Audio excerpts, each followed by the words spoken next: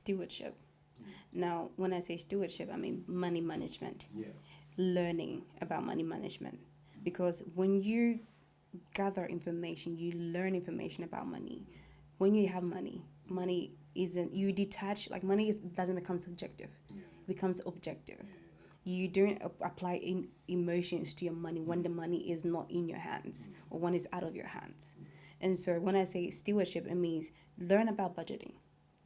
Learn about whatever budgeting system works for you now. There's so many out there. And a lot of people will tell you, no, that doesn't work for me. Well, then create your own. You create your own. Look at these templates that are all over on the internet and make sure you create one that fits you and suits you.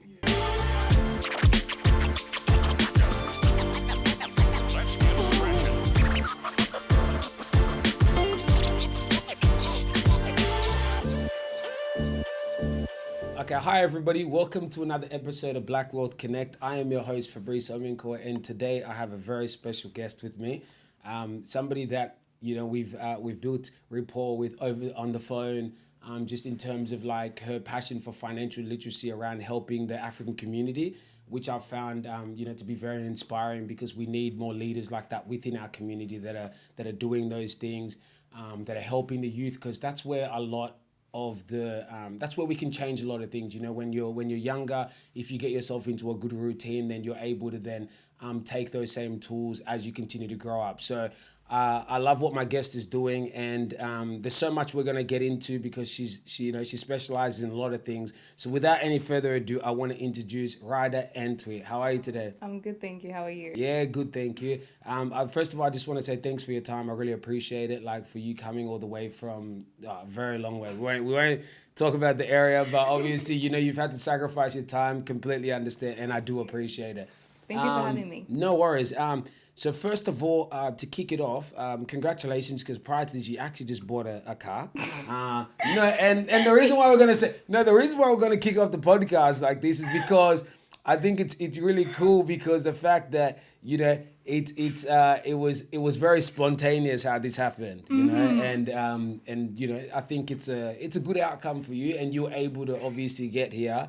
And that's amazing. Been hiding it from my people for like 3 weeks. Oh, have you? Oh, God. Everyone keeps asking me, when is a new car? I'm like, I don't know. Okay, and they don't realize today this person. They don't even know. Oh, they don't even know. You know what? But you know what? We're not going to release this episode until you tell them. And then when it comes up, it's going to be it's going to be natural. So don't worry about that. Now, but what I want to start off with is obviously, you do work as a financial advisor support. Yes. You support financial advisors. And also there's so many things that you've done in terms of like winning Miss Sahara, and there's so many things we're going to dive into. But just to kick it off, I just want to know just a little bit about your upbringing, because originally you have been in Australia for not as long as what I thought you have. Like, are you able to just tell us a little bit about your upbringing and where you're originally from? So I was originally born in Ghana, and we came to Australia when I was 11. So basically my early childhood and education was all done in Ghana before we came here. And so we came here, I was supposed to actually start high school in Ghana. So when we came here, my dad was like, to get you accustomed to how the culture is and everything, maybe you should like go back to year 6 rather than go straight into high school. So I did year 6 over again in high school in Bankstown Public School, and then from there I went to Sir Joseph Banks High School.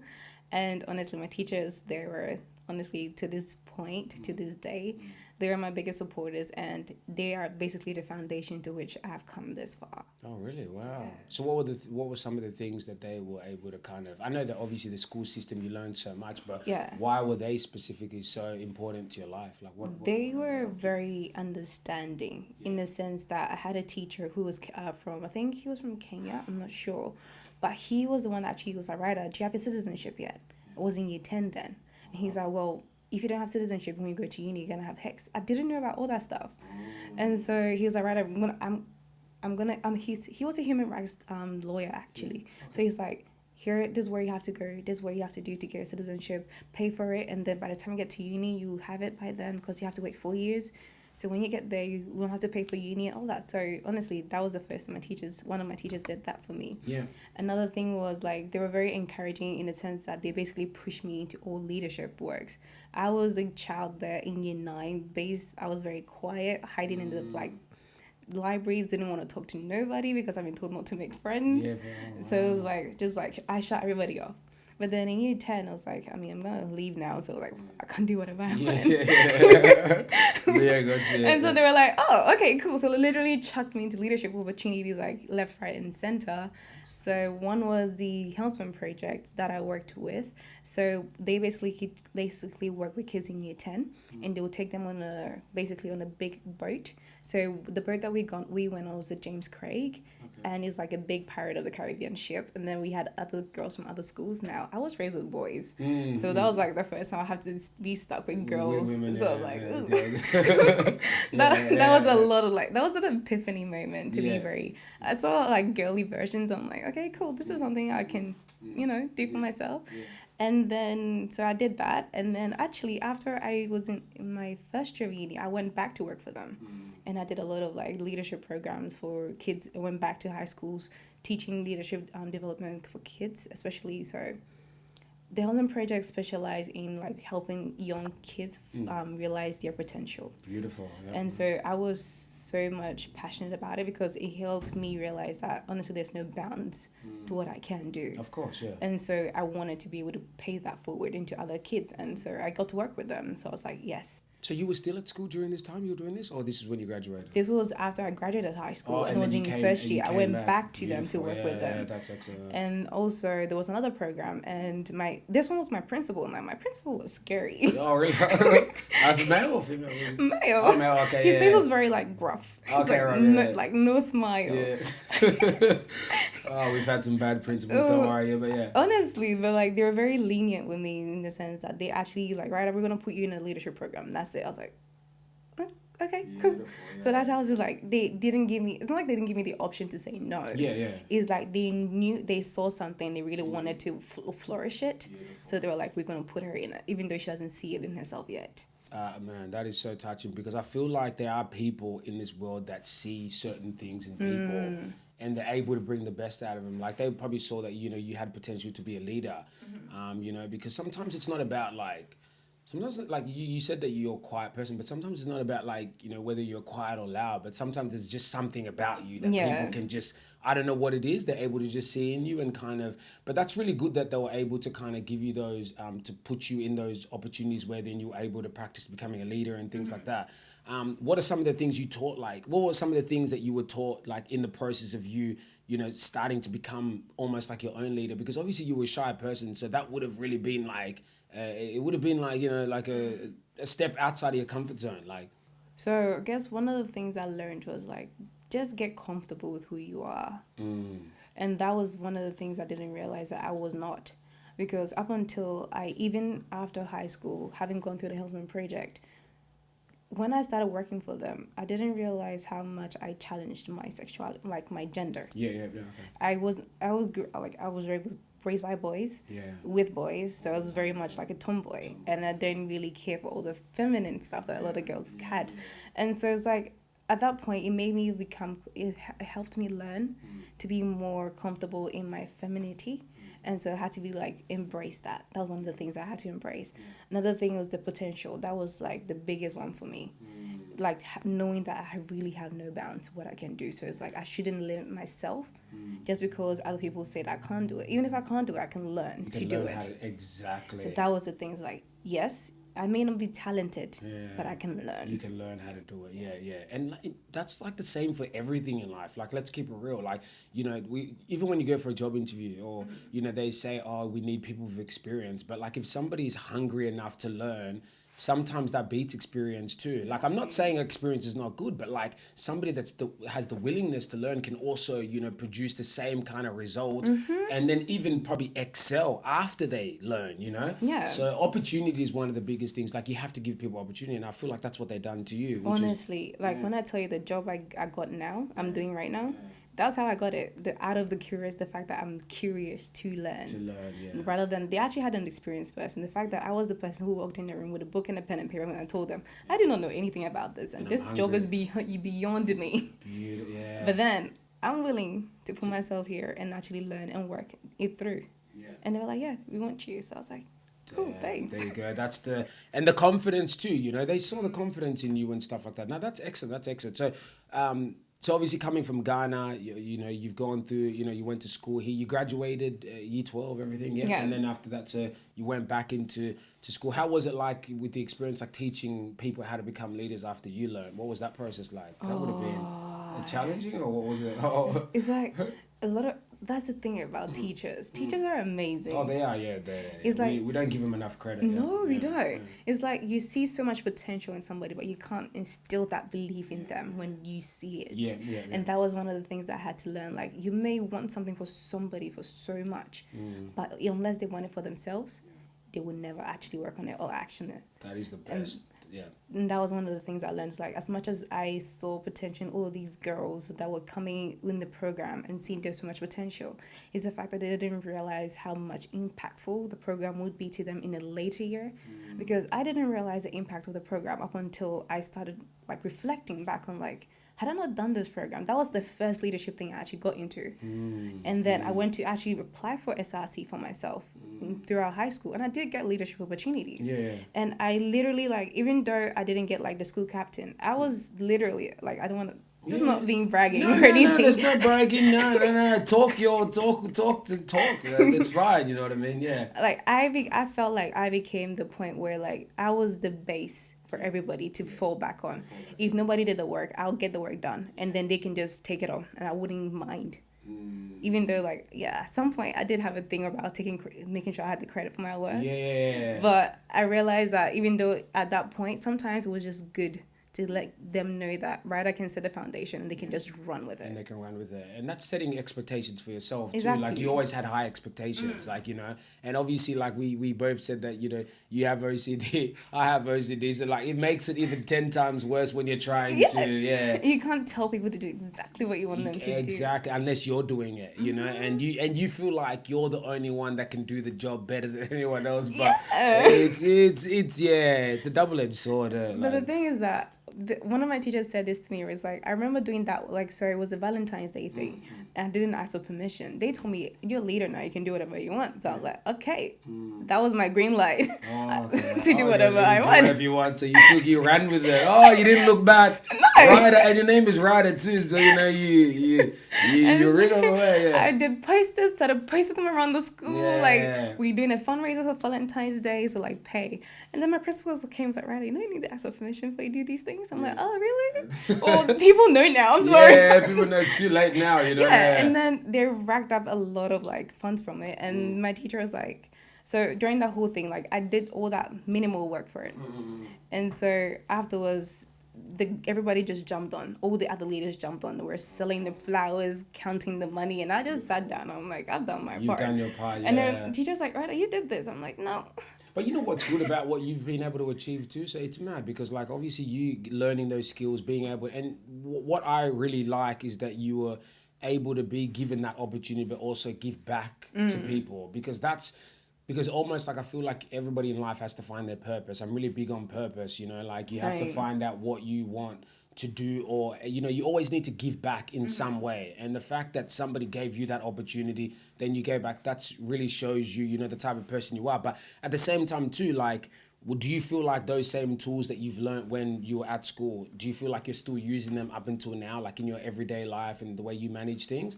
Honestly, I tell you, after high school, after all of that, it builds up. It doesn't stay stagnant. And when you just don't allow yourself to grow with it or grow in it, you basically become stagnant. And like, when you see so much growth and development in yourself, you do realize when you are becoming stagnant and you want to push more. And so I'll say, yes, I do use the skills that I learned in high school. However, it's at a point where if I were to think that I'll be where I am right now when I was 17 years old, I'll be lying, because I have exceeded my expectations of myself. Congratulations. That's really good. Yeah. And it's like, because of that, it's like, okay, maybe what the expectation I set myself was way too low. Maybe I should make it even higher. So that's where it is at the point. So it's like, I've surpassed the skills I thought I had. And sky's the limit, like you said before, like, you know, because we're the ones that create our own barriers for ourselves. Like, you know, when we have these boundaries, like, you know, it makes it 10 times harder. So we need to be able to make sure that we set ourselves up with high expectations, so that way we're able to elevate, Exactly. and get to those places. Because if we have low expectations, especially within the African community, like I hate to say it, but it's just, sometimes when we speak to people, or, we have this, like, even for what you're doing, for example, you there's times where people might say things like, look, you're not able to get there. But, these are the type of things that we need to make more comfortable, and realize that, we all have the same 24 hours. We all have the same opportunities, the same tools. We need to just make sure that we be, productive about it. Yes. So it's very important. But, okay, so going on to, your journey growing up and everything, what was your, like, family dynamic? So you're raised with just boys? How many brothers have you got? I had 4. Okay. Now I have 3. Okay. So okay. And so in terms of, like, just the family dynamic, so your boys raising you, how was it living with, like, just, the boys? Was it just they were playing soccer? Like, what was it like? Was it just full on, or? So it changes because of the cultural change that happened because we moved from Ghana to Australia. And they're all here? Yeah. Oh, okay. So in Ghana, it was a lot more like there was family always around to take up what my mom didn't have capacity to in terms of with taking care of us. Yeah. And so that's when the meals came in, as in my uncles, as in my other uncles and my step cousins and stuff like that. They came in to, like, take care of me and stuff. And then also family friends, all of these ones came in. So they're all boys. They can't raise a girl. So I pick up the tendencies of it. And then coming here in Australia is like, okay, Australia was like, in Ghana we had a lot more freedom to be, like, there's so much freedom, like, because you trust that everybody around you is family. You can, like, literally everybody in the town that we lived in was family. I could go out from, like, 9 a.m. to 10 p.m. and wouldn't even think about coming home. But then it's like, I have family around. Everywhere I go, it's like family. They know my family too. So it's like, even if I'm here, I don't have to call home because somebody has already told them, my grandma, that she's here. She's taken care of. And here became very isolated and encapsulated, like, where, like, we didn't have any family here. It was just my dad, my mom, and my brothers. Nobody else besides that. So when my mom is working, my dad is working, just me and my brothers again. So it's like, it became very, like, a bit lonely. Not lonely as in, like, lonely, but, like, isolated from everything that we were used to, compared to what we, like, the freedom we used to have, compared to the less freedom we have now, having to live in a country that we don't know anybody, and we're not also very used to the culture, and we're still learning the culture as well. That must have been a big cultural shock for your parents, because, and obviously you guys still speak English, like, in Ghana, but, like, just the culture, like, like you talk about the freedom. So did you get that same experience where, like, in Ghana, like, you're very connected to the nature, like, in terms of you being able to walk around, do whatever you do, like, in terms of, like, plants, trees, like, there's so much more nature out there compared to when you come into the Western society where, you just see big buildings all the time. Like, did you ever get that type of cultural change, like that shock, or was Ghana quite? Yeah. I love this question, but it's like Ghana is very more not different from a Western country. It's not Western. So it's not like, honestly, if I tell you, so, like, people will be like, oh, but you live from Africa, you should have seen, like, a snake or a lion, and they're like, no. No, that's no. I don't even think that, that's, we're African. We don't. Yeah, that's not. I haven't even seen one what myself. You see on TV is not the reality of what Africa looks like. No. And so we got to change that perception. Yeah. And so in terms of the connectedness to nature, I wouldn't say nature, it's more like connectedness to family. Understanding my heritage, my cultural background. It was that kind of connection that I had because I had my great-grandmother in the family. She was still very alive and kicking, and so she was, like, really, like, trying to instill all of the principles and, like cultural principles into my mind, at least, since I was a female child. And so it was mostly that kind of, like, connection that I had. And so coming here is more like the cutoff. And it's like I have to learn a new culture of how the Western people do things. Like, as a Ghanaian child, I can't speak to an adult in a certain way. I can't even greet an adult in a certain way. I can't be like, hi. I have to be like, if I'm gonna greet an African old uncle, I have to, like, hold my hand to show respect. So it's like there were certain things I learned, and then I had to not unlearn, but, like, not apply, because I didn't see enough people to be able to apply with, or even, like, respond to teachers with, because, like, the kids were like, miss, and I'm waiting to be called on. Yes, it was very. It was like, Damn. You guys are being rude. Yeah, and they're like, what? What are you talking He's about? like, you were too. Yeah, you're too nice. You know? Yeah. Wow. Okay, so things like that for sure. That would have been, that would have been very different for you. You know? Oh, God. It was very different, obviously, for your brothers and your family. Okay, well, I guess that's that kind of paints a big picture of like the way your upbringing was in terms of like the whole transition between Ghana and Australia. So now, Miss Sahara, like you come from your journey growing up in Ghana.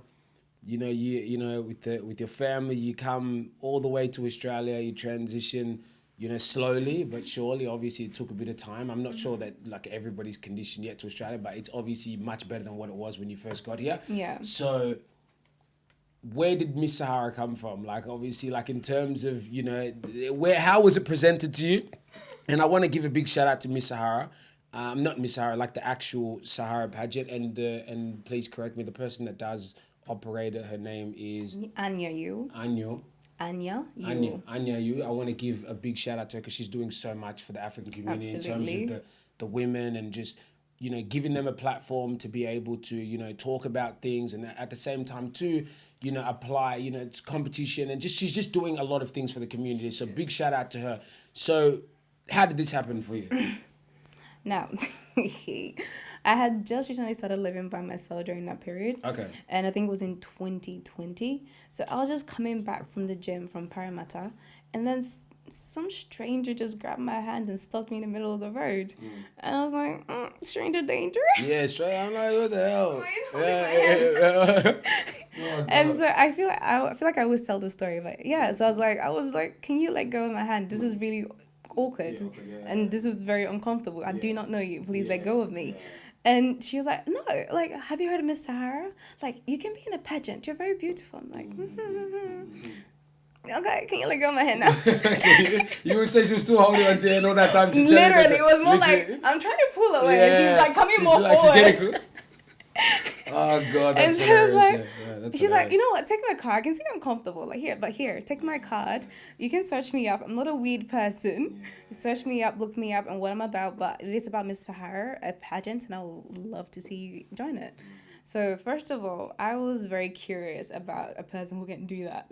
Yeah. You can't just go around grabbing people's hands. People and like, man, that takes a lot of confidence. Exactly. Yeah. So I was very curious about it. But then again, she saw something in you the same way the teachers. So Exactly. continuing on, yeah. Exactly. So I was like, okay, cool. So I researched her. I was like, oh, okay. I like what she's about. I like what she's promoting. I love her. She's literally a representation that I didn't get to see, especially in a professional setting. And also not just in a professional setting, like just an African woman just being out there, being promoted by the general public. And it was just like really amazing. So I was like, okay, I can get with that. So I contacted her, and basically we did a few like literally it was like, it became a mentorship with her before I officially said yes to Miss Sahara. So she got to know me. She got to know what I'm about, what my passions are, like what I want to do with my life. And I kind of had a few of the answers, and sometimes I didn't necessarily have the answers. And she would basically like coach me through those things and give me perspectives. And so because of that, I was like, I kind of like, it was more like a buy-in to her belief and her vision. Yeah.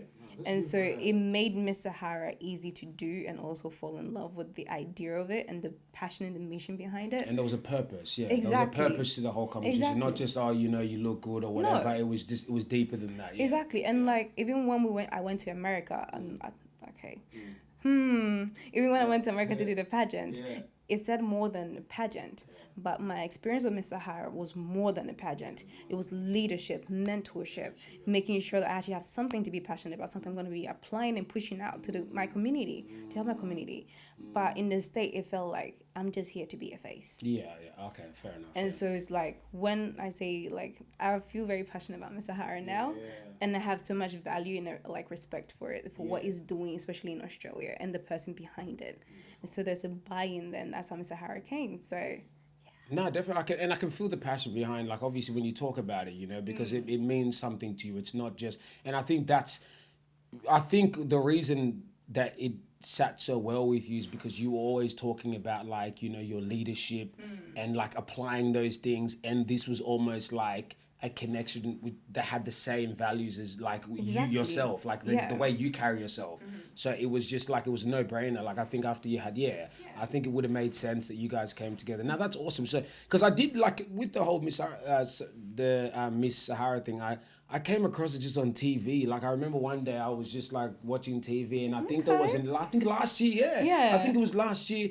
There was an interview on ABC, and and then from there I was like, oh, I've never heard of this before, and then it's just amazing to see like African community doing something, and it's positive, and it's really it's helping the community, which I found to be very it was awesome, Yeah. So so obviously you've done that, and then the competition. What was the process in the competition? Because obviously you are the currently right now you don't brag or anything, but you're currently holding the crown, yeah? Yes, That's I am. awesome. So what was the process like for, what I know that you obviously, she grabbed your hand, you sat, you talked, you guys sorted it all out, then eventually you did the thing. But what was the process like up until the actual day where the competition was? Like, was it gym? Like what is it that you had to do?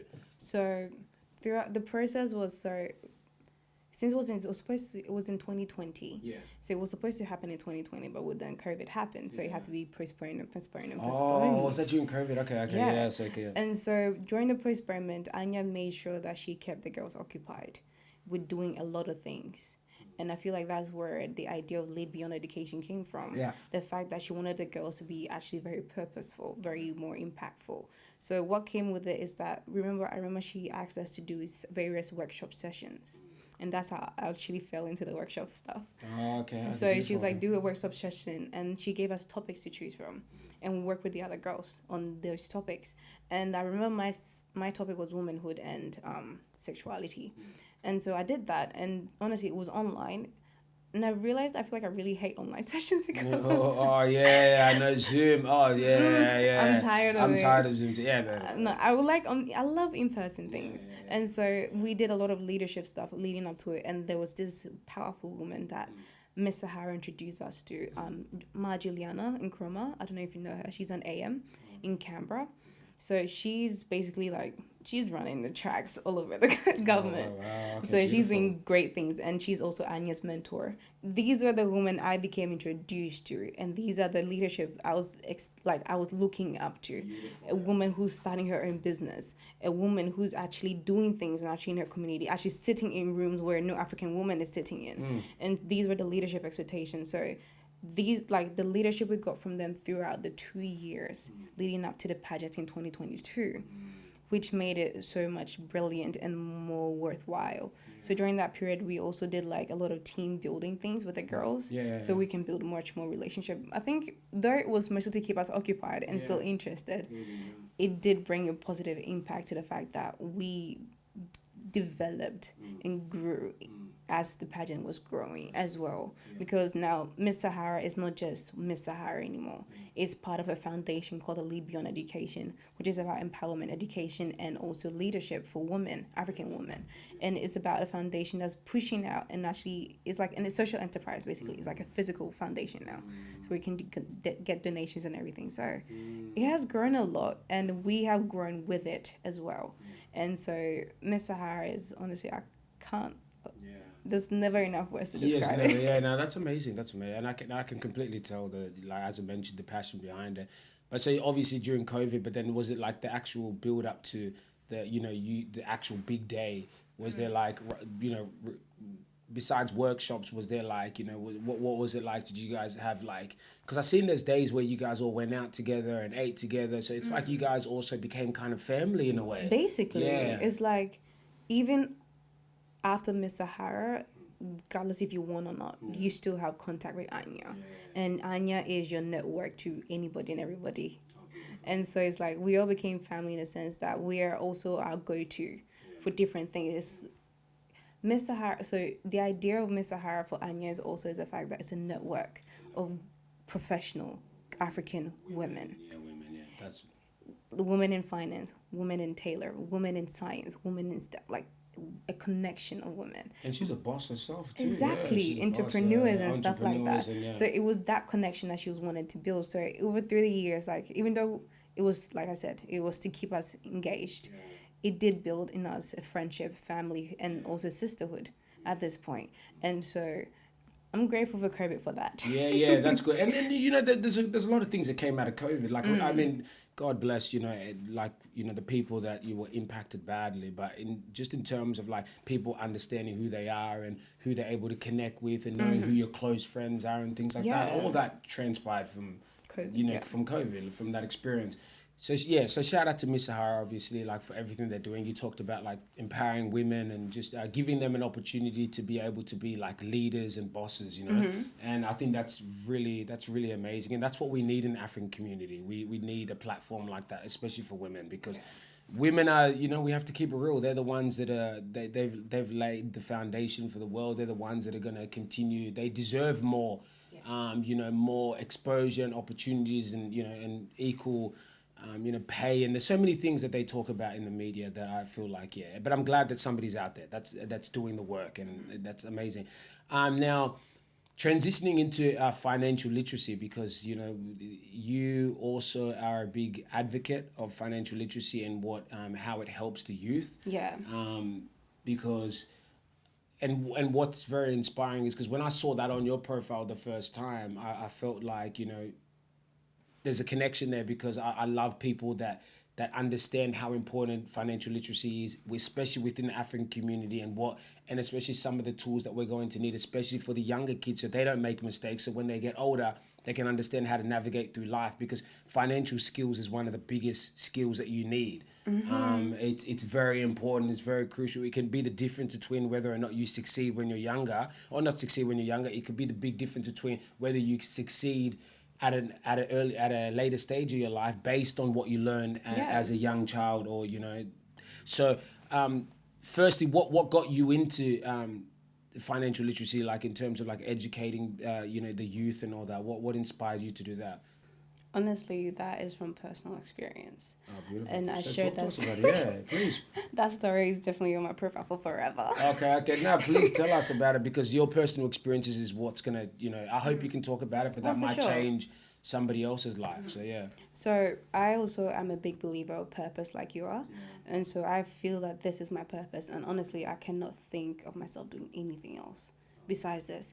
And so basically, growing up in Ghana, I went to a private school. I was one of those kids who could afford to go to those schools. Yeah. But the thing was that even though I was able to afford to go to those schools, there were times when my school fees were not paid at all. Meaning that my teachers will actually come to class and pen pick me out of class. Like, your writer hasn't paid school fees, so you have to sit out of the classroom or go around walking around the entire school picking up the garbage from the school building because you haven't paid school fees. And that happened quite frequently. And so, honestly, I wouldn't say that. I can't say my early childhood was I have a few misses. Yeah. But it's calm. Yeah, it's come and set you up, It set you up to think I have the way. one that I need. Yeah, you got. That's fair enough. But and so, even though those experiences happened, there was humiliation around that, because that private school was from it was like an international school as well. So I had a lot of kids who were from overseas coming from that school. So these kids were rich kids, and I was just happened to be the child that was never paid school fees. And so there was that humiliation. At first, I didn't like it. I hated it. But then as I grew up, there was an understanding that came with it. It's like, as much as I blame my mom because of like anger, because I was so embarrassed about it, it was more like, she doesn't know any better though. She doesn't know how to budget. She doesn't know how to manage money. And also, a lot of people, like, I don't want to say broke person mindset, but when you never have enough, when you have it, you basically spend it. I don't know if that makes sense. No, it does. Yeah. It's like, you never have it when you never have money, but when you finally have money, you just want to do anything that you always wanted to do with it. Exactly. And that money just goes, and you're back to square one. Yeah. And that was how money was being operated in my family. With my mom, it was always like that cycle over again. And even though growing up, that affected us not just in school, in terms of school fees, even came back to the home. Like, it was like, sometimes there was no food in the house, because the money has been like going through that cycle over again and again. And it's like, she doesn't know better. And it came to that part, it's like, I want to teach her. I want to learn so I can teach her to do better with it. And if she can do better, that would have changed our circumstances so many times. That could have saved us so many times from the things we had to go through. And even save for herself as well. As much as she wants all those things she had, there was also something called delayed gratification that she could have practiced with learning about financial literacy, having that literacy skills. That would have allowed her to be able to afford the things that she really, really wanted at the very end of the day, and also set her up in the future. But she just didn't know any better. She didn't have the resources or the education for it. And so that's why I came to the point where financial literacy became a passion and a purpose. And even fighting to do finance was also even like something that I was actually even like counted for, because my parents were like, no, African child, doctor, lawyer. And I was like, Yeah, I get that's I get what you're saying. It's not where your heart is sitting. exactly. And so it never felt right. And to the point where I actually had to fight for it. And it felt right. And it felt like everything I was doing based on that developed up to where I am. Like when I tell you I didn't plan for this, I did not plan for this. Is the fact that my purpose came from the pain that and the experience from the childhood that I have is drawing towards a purpose that has been drawn out for me. I'm religious, so by God, by God, and it just everything just working. It just works that way to the point where like even right now where I am right now in space in terms of mentally and financially, it's like I want to build something else besides working, and I cannot think of anything else besides financial literacy because even if I do, I have a lot of talents. I can do a lot of things. However, just because I don't have there's no purpose attached to it, I won't be able to commit to it as much as I've committed to this. Because this is not just anything is my life. I have lived in it. I'm living in it. I've gone through stages of where I have been a child without money. I've been a child with money. I've been a child. I have been an independent woman, growing my own income, paying my own bills, all that stuff. I'm going to a phase where I'm living with my brother, doing all those shared things, experiences with the person. So it's like I'm going through these things, but like a lot of people don't have that. I'm learning forefront where everybody's experiencing without having that knowledge financial knowledge. But because I have somewhat financial knowledge, it makes it easier to go through these things in life. Exactly. However, a lot of people have that. And so when I talk to somebody who's in the same, I guess, like physical space as me and they're struggling, I'm like, but I'm not struggling as much. I'm not struggling as much. And again, it's because I have this financial knowledge. I know how to use my money. And so I'm never in a case where I'm always lacking or have to call on people. There's always something there to back me up. But not a lot of people have that. And so that's why financial literacy came up, and I got a platform to be able to talk about it and also be able to teach and share with people. For it, I started from church. My uncle, I feel like he's my biggest encourager. He was actually the person who actually put me out there, like, all right, I can talk about finance. She's in finance, so put her out there. And then so he will do a session on finance, and he will like, Ryder will do something on budgeting and investing, and then that's how it started. And so from there, it's like, that is how the trajectory has been. So financial literacy is very important, and I'm realizing now that even though I feel like I'm advocating for the youth to know about financial literacy, our moms and dad need it. They need it, and they still don't have it. As much as they've lived here for so long, they still have the Ghanaian mindset about money. And so African mindset. Exactly. And so just recently I went to the Ghana 66 event. I was invited to it, and I didn't realize that as much as they need it, and they need it, we also always say that, but like they're already like stuck in their ways. They won't want to learn any new ways. But it's like you have to give them the opportunity to decide if they want to or not. And so that's something that I have to, I'm actually trying to work towards, to be able to provide my services just as much as I'm providing for the youth, to also to give to them. And so they can learn, even though they can start now building. Because like I look at my mom, and right now financially she's not set. When I mean financially not set, as in when we came to Australia, she didn't have the qualification to even start working and do all those working stuff. She doesn't have superannuation. She doesn't have any of that stuff for retirement. And so thinking about it is like, how many of those Ghanaian uncles and dads that we all know and hang around have superannuation, actually know they have superannuation, know how to use it, exactly, and is it being used for them for their purposes? And so there's stuff like that. It's like we need to have these conversations. We need to let people know. We need to have people know and learn about literacy in finance. And so that's where it comes from. Man, that is honestly, that is the most touching. And I, you know what, like, because my purpose also comes from my mum too. That's why it's touching to me, because like it's a lot of that comes from the same thing that I experienced with, like, because my mum always had, and I talk about this a lot on the platform. My mum always had the willingness to, you know, she didn't have all the financial literacy skills, but she kind of knew where she wanted to go to, where she wanted to head towards. Like, she always knew that she wanted to own properties. She always wanted to, like, she knew that she wanted to set her kids up. Yeah. Like, she always knew, but I think she just didn't have the tools, and the people around her didn't either. So it kind of set her up to fail, because, you know, if she had had the right people around her, she probably wouldn't be in half of the position that she has been in the past. Like, right now, it's okay. It could have been 50 times better. Yeah. But at the same time, too, it's just, that's why it touches me when you talked about your mum. Like, even for me, too, I'm like, man, that really shifted, like, the way I was just thinking at that time. So, that's really amazing story. And honestly, I want to say thank you, because that's like, because it's good that you have that. What I'm saying, it's good that you have that awareness, like, you know, and you're being humble about it, because you've gone through and you've lived that experience. Yeah. So now, and you found your purpose, and this is what this platform is all about, Black Wealth Connect. It's about people coming on here, expressing their purpose, and hopefully something like this can change somebody else's life. You know, that's what it's all about, giving back.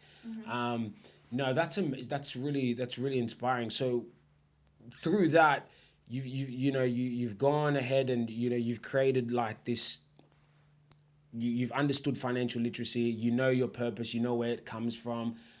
So where you're at now in terms of like work wise, so what are some of the things that you do on a day-to-day basis for your work, in terms, because it's all connected to financial literacy and what you do. So so if you don't mind just talking about some of the things like superannuation and how some of those things are quite important for people to understand. So right now I work in a wealth management firm called Mercury Private, and what it does is, like, Mercury Private is a very niche boutique financial planning firm. And so whereas superannuation, everybody has superannuation, there's level up from superannuation, which is called self-managed superannuation, is where you earn your own superannuation, and you do whatever you want your money to do for it, you do it. However, there's so much more implications that comes with it. You have to be very, like, prudent with everything, because any little thing can, like, really stuff you up, and it can really put you in a heap of mess, and you can't even earn a superannuation anymore. And so that's what we work with. So we have a lot of clients who have self-managed superannuation funds, and we are basically the people who manage that for them, so that they don't get into those financial taxation, financial, like, implications. We do all that stuff for them. Okay. And we also help them set up trusts, corporations, corporate beneficiaries for their trust and stuff, to help them manage their overall general wealth entirely. We also look at their balance sheets, and we do their balance sheets as well. And we also provide them with investment opportunities in infrastructure, in construction, in Westfield. We have a lot of clients who are invested in Westfield. So all of these major projects around like the city, we have clients investing in those things. So private equity, we do a lot of that as well. And we have your general investment in, like, stocks, property, and stuff like that. Awesome. So in terms of that, like, you know, because all the tools that you're learning right now in your work, you know, what are some of the things that you feel like, going back to like the African community, that people can apply, like, in terms of like just financial literacy? Like, I mean, so what are some of the things that people can put in steps to, like, actually, like, start being more aware of, like, financial literacy and things like that, based on your experience in your life and the tools that you know now?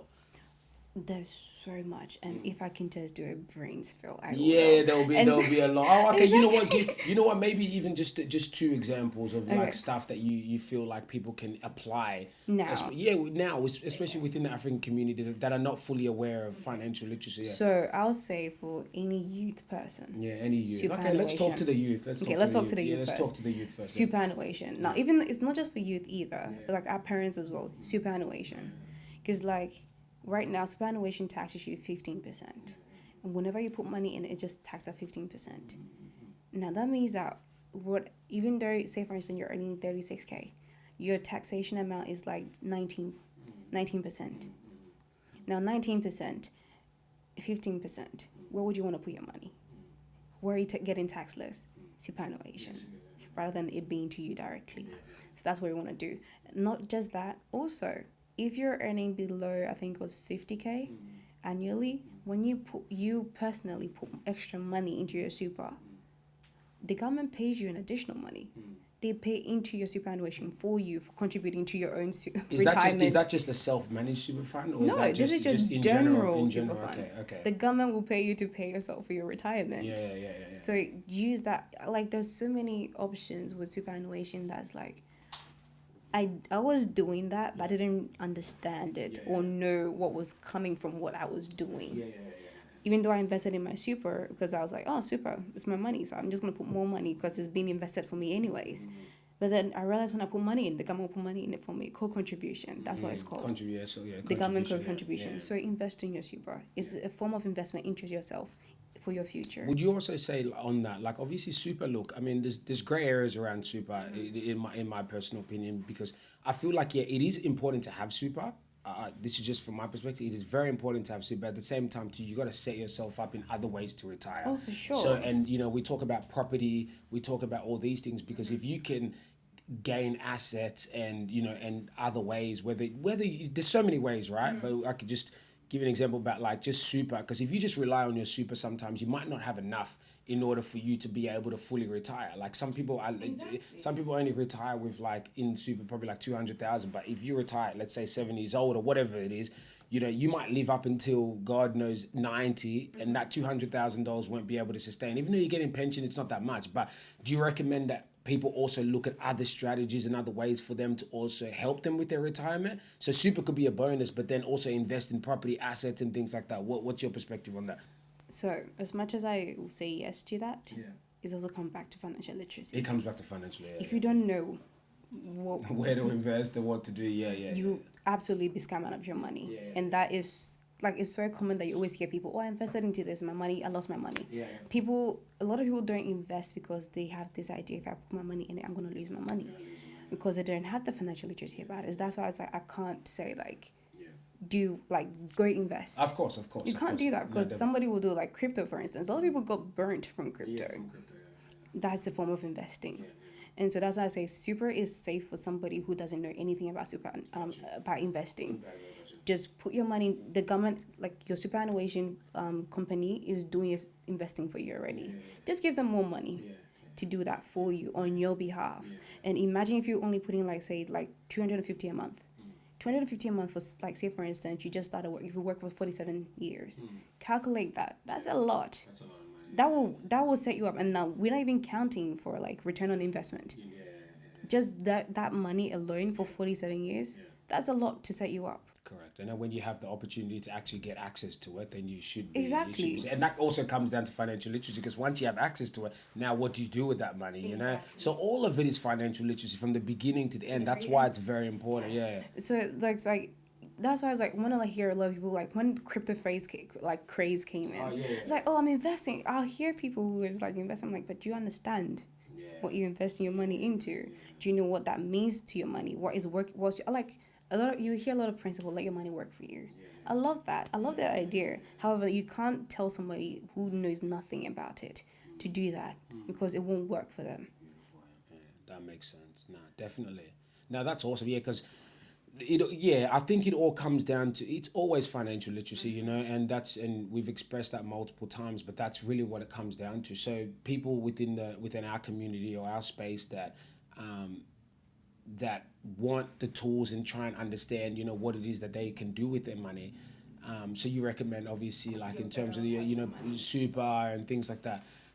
Also, because it's just, there's so many, within our community too, there's so many people that own properties and have equity, and like over the years, they don't even realize that they have $500,000, $600,000 worth of equity, because they don't know how net worth.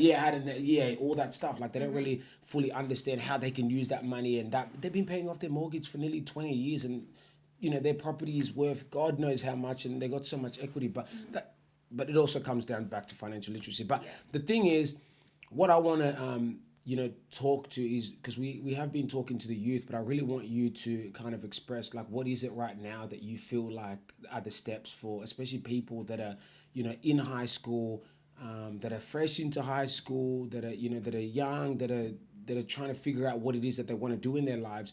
What can they start doing in terms of, because some of them might not be able to, apply super yet because they haven't even started working. But what are some of the stuff that they can start implementing at a young age to get into the habit to know how to, work with money and start, start to know the tools of financial literacy? Stewardship.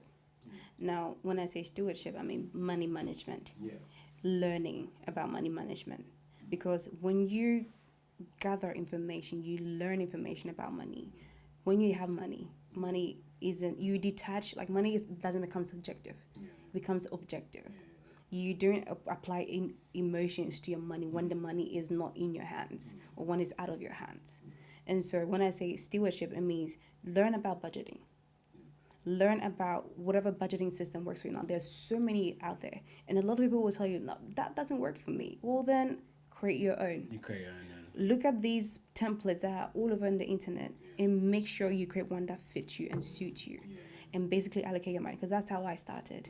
I remember when I was getting like $300 from Woolies, I was like, okay, I'm going to put this money here, put that money there, put that money here, put that money here. You choose where your money goes to. Now, there's something called pay yourself first. Now, when you choose where your money goes to, the first place it should go to is yourself. Investing into yourself. Because you're important. You have to show that you're important by investing into yourself too, as other people, as the entire world would invest into you. You should do the same thing to you. That's another form of self-love. You do that. Invest in yourself first. After that, then you can think about your expenses.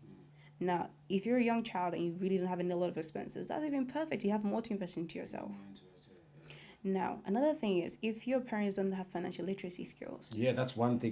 That's awesome you say that, Yeah, if your parents don't have financial literacy skills, that's okay. You can go through it with them. And not a lot of parents will be happy to go through that phase with you, because a lot of parents want to feel like they know what they're doing. They know everything. But they're the one, they're the power. When they really don't. Yeah, exactly. Right. We don't. And that is okay. So look for mentors.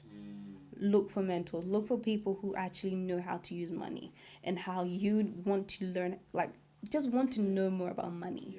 It's like, I know, like, it sounds very like superficial, know more about money, but money is a topic you need to learn. You need to learn 100%. It's not like something that you should be feeling some sort of way, like a braggish sort of way about it. Money is like any other thing in your life, like how you learn to go to the bathroom. Money should be the same thing. The same thing. Yeah. Learn about money. If you don't know about it, learn, because there's so much resources. Everybody's pulling out there, because a lot of people also realize that too late. They realize too late in their life. Exactly. And you don't want to be in that space, especially with the Gen Zs. Like, these kids are like different. And so they have so much potential that a lot of us don't have. And they have so much information available to them that we didn't have. Correct. And so, honestly, utilize those opportunities to learn about money. When you learn about money, how to get your money right, how to choose where you want your money to go to, you decide where your money goes to. Investing becomes another form. It becomes so easy to do. Yes, it becomes just second nature. Exactly. Second nature, like, start reading books, like investing books, financial literacy books, like Business of the 21st Century. Like, honestly, I read that book like a while ago, and I'm rereading that book because I'm at a place where I'm like, I want to build something for myself. I need something else to make more for myself. Yes, I'm in the, like, there's a 4 quadrants in the ESBI. I want to be on the right side. So I'm trying to, like, right now I'm on the S. I want on the E side. I want to move to the B and I side. Robert Kiyosaki, the Rich Dad Poor Dad. That's an excellent book too. Yeah. And I came across all of this through professional development, personal development, and it came through mentorship. I was introduced to that level of, like, financial literacy because of mentors that pushed me into those states, into those ideas, like, open my eyes to this world. You know what I mean? So find people who know money and are willing to teach you or give you the resources to. Find resources yourself on Instagram, Facebook, wherever. Maybe not Instagram. Not Instagram. Stay away from Instagram. Yes. Yeah. YouTube. No, don't stay away from Instagram. But there are stuff to learn on Instagram, but obviously you can get sucked in very easily. But Instagram, I feel like, is for people who've already made it and just making it sound like it's easy to do. No, it's not easy. It's not easy. No. Definitely not easy. You don't jump from $1 to $100. No, it doesn't work like that. But one thing that you said is also very important too. Is like, especially for the youth. Like, how important do you think it is to surround yourself with the right people? Because that is something that is very. I love how you talked about, like, find a mentor, find somebody that you inspire to be like, because this is where you find your purpose. Yeah. If you're somebody that doesn't know their purpose and you look up to somebody that is doing something, eventually you will find your purpose. Exactly. So how important do you think it is, especially for the younger kids, and not even just the younger kids, everyone, to surround themselves with the right people? Honestly, it's like the right people will take you the furthest. Yeah. The wrong people will bring you back the furthest. Yeah, definitely. Yeah. In a reverse. Yeah. Yeah, so it's like having the right people, and sometimes it's okay. I feel like our generation is so scared to be alone and going through the tough by themselves. To the point where, like, when they don't have people is a problem, and when these people are not always good people, that's the problem. Sometimes it's better to have no people than to have bad people just for people's sake. Just for people's sake, yeah. Just for the sake of saying that you have friends, but they might not be the right people. Exactly. So it's so important about the people you surround yourself with, because they decide your future. I once heard that the 5 people that you associate yourself with, you will fall in between how much they're earning. You will fall in between how much entirely, on average, they're earning, how their life is like. So if you have a friend who's doing drugs, like 4 out of your friends is doing drugs, guess what? Yeah, you're gonna end up, unless you happen to be the lucky person. But Even there's then, a higher chance. Then. So it's like the 5 people closest to you, wherever they are at in life, you are almost right in the middle there. So choose the life you want, know the life you want, and find those people who are there, so that you can fall right in the middle of there. Because if there's a millionaire, 5 millionaires, you're right in the middle. Eventually you should be destined to be a millionaire. Exactly. It's simple, easy. 100%. And so that's how it should be. So it's like, it's so important. Like, even choosing partners and people in your life, like 100%. Literally, like, filter through people. Don't just have good people. Don't just have people. Like, I'll say, even don't just have good people around you. Good people aren't always the best for you too. Because sometimes good people are not, how do I even say this to make sense? Like, the best people for you are not just good. Correct. Yeah. They got to add value in your life. Yeah. You got to find people with purpose and that have value. They invest in you. You invest in them. It's like, you guys are growing together. Exactly. 100%. But even if they're just good people, like, you can like, honestly, I have friends where, like, I don't talk for 6 months. And then I go back, it's like still the same. It's still exactly the same. They're the best friendships. Exactly. But then we come back different people. You have to have friends who are comfortable to see that they come back to you. When you come back to them 6 months later, you have a level of growth that they can match. 100%. You can't come back to a friend and you're 6 months like ahead and they're still stuck. There's going to be a problem, because there's always going to be, like, they're not matching the same balance as you. And though they're good people who want to stay in contact, doesn't necessarily mean that they're right. Correct. No, I'm a very firm believer. Everything that you said, I believe 100%. Like, it's very important to have the right people around you, and also it's about leveling up. Like, watching people. You want to see people around you. If you're trying to elevate, you also want to see people around you also trying to elevate. You guys might not elevate at the same pace, but the determination has to be there. And you can, if that in itself is motivation enough to push you. It's enough to push you. It's like, honestly, like, I'm very competitive with myself. And so when the people around me are not competitive, I feel like, and I think it's the energy is like, the energies. You always wanna thrive and achieve. Exactly. And not a lot of people, when the people around you don't have that in them, they never understand you.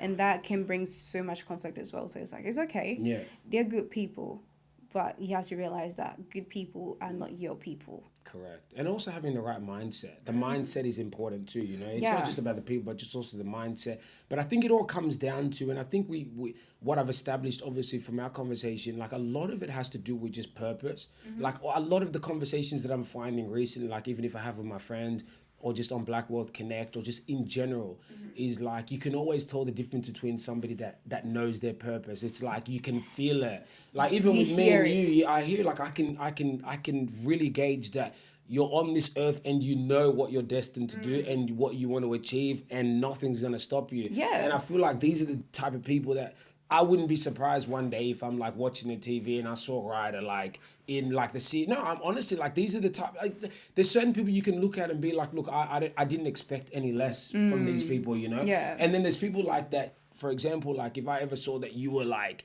in a position where like one day like I saw you down or something, like I would be more surprised. Like why you did? Do you know what I mean? Yeah. So there's certain individuals that you see, but that's that's amazing. So obviously moving forward, like in terms of like everything that you've been able to achieve and all the stuff that you're doing now, and you know your purpose is financial literacy and helping the youth. Like what are some other things that you're involved in like at the moment? Like you know, especially when you talk about like encouraging the youth to be able to know financial literacy. What are things that you're doing outside of your everyday life to kind of contribute to that? So what I do is I do get the opportunity to run workshops on financial literacy, on budgeting, like superannuation. I get to do all those stuff. So I do have a few like things lined up in terms of workshops coming up. I am looking to do some online courses as well, to provide online courses as well in the future.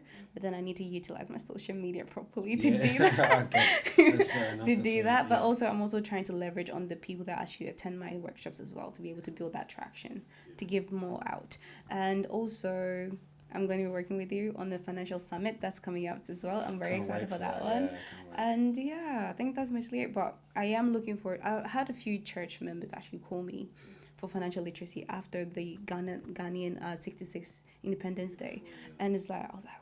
So that's what I'm saying. Like, uncles and dads actually want to learn because this they stuff, know yeah. it's too late now. Then they still want something. They still want something, yeah. So I'm looking to actually have the capacity to be able to provide programs for them as well and workshops for them as well. Beautiful. So yeah. Well, I think once the summit comes out, the official flyer, and I'm pretty sure that it will be amazing because everybody's able to come down and you run a workshop, and I really look forward to it. Like honestly, it's been one of my biggest goals to have a space where everybody can come together and really like learn these stuff. Yeah. Like and the purpose of it is coming from a very deep place for me, because I've also gone through issues when it comes to finance. I didn't know things, so I feel like that environment hopefully is going to create, you know, something amazing for everybody to learn and have a good experience that day. So thank you again for also being a part of it. You know, we're on the Thank you for podcast, having but me. like, yeah, that's amazing. So, look, we'll start to wrap up this podcast, and but like I said, like